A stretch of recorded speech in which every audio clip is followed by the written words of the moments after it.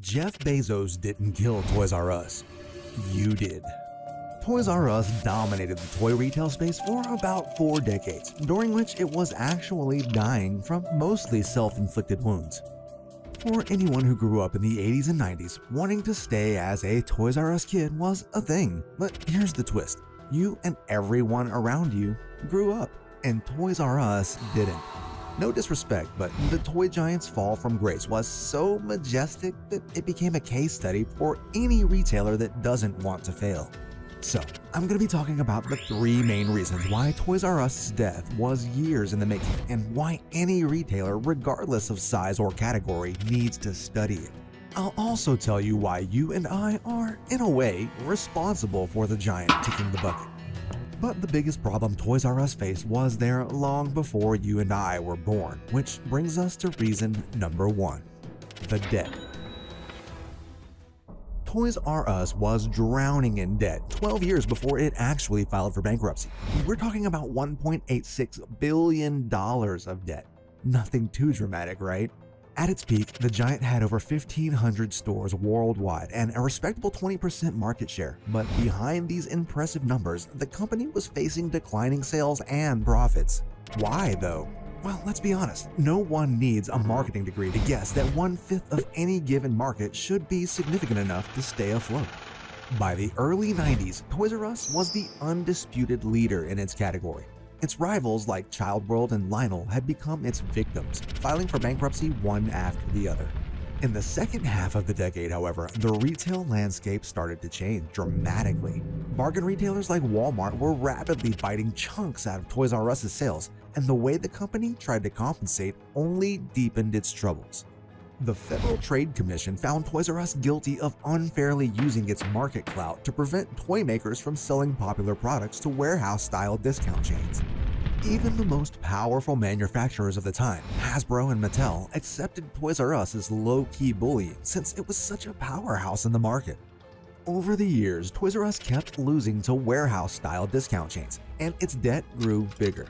Then came one of, if not the worst decision made by the toy giant's leadership.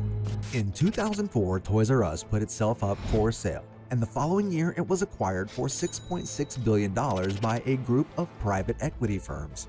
The problem was, an unhealthy amount of that money was borrowed, severely limiting Toys R Us' ability to reinvest in the business.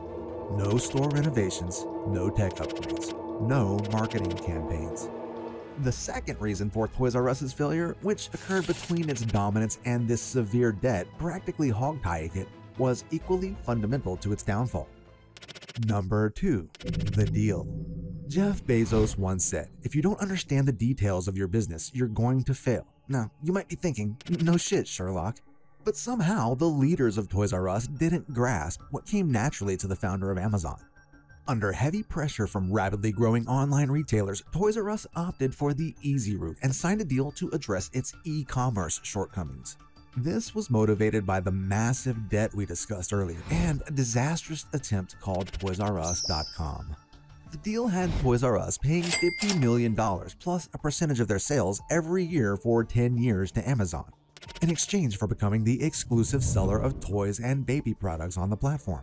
In the early days of the deal, it looked like a win-win, but as time went on and Jeff Bezos realized the opportunity in the toy market, it became clear that it was a win for Amazon and a whatever happens happens for Toys R Us.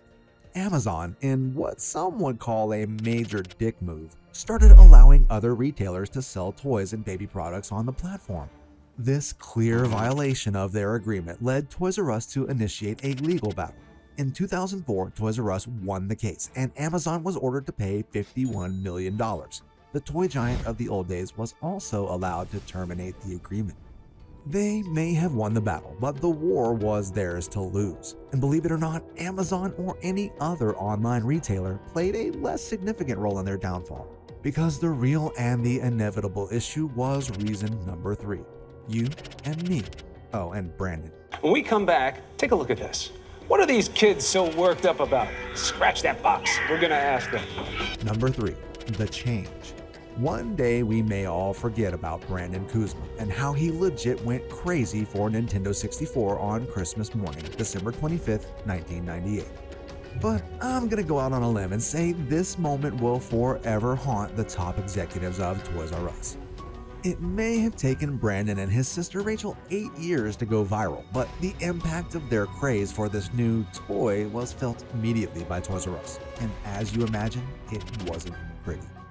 We could go on and on about what went wrong with Toys R Us, how they overlooked the importance of omni-channel retailing, failed to integrate digital experiences into their business model, and didn't pay enough attention to customer preferences and personalized shopping experiences. All very important aspects of modern retail, internalized by overperformers in their respective categories. But the truth is, the crux of the matter was beyond Toys R Us. In the late 90s, and especially after the turn of the century, our very understanding of entertainment changed for good. The transformative effects of digitalization severely hit the demand for physical toys.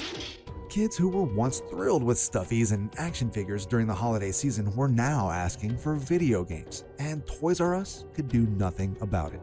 The toy giant was hurt, but it was still a giant, and at that point it was impossible for it to act nimble enough to embrace this change.